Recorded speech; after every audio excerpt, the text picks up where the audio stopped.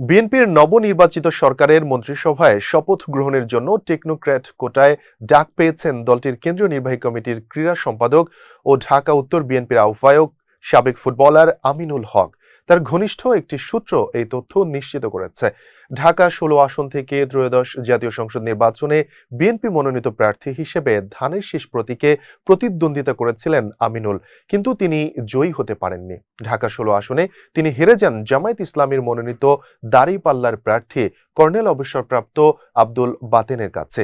তিনি নির্বাচনে হেরে গেলেও তাকে নিয়েছিল তুমুল গুঞ্জন। নির্বাচিত হতে পারলে নতুন সরকারের তিনি হতেন ক্রীড়ামন্ত্রী, এতে কোনো সন্দেহ ছিল না। কিন্তু তিনি হেরে যাওয়ার ফলে নতুন ক্রীড়ামন্ত্রী কে হচ্ছেন তা নিয়ে গুঞ্জনের ডালপালা গজাতে থাকে। JBS holdings limited.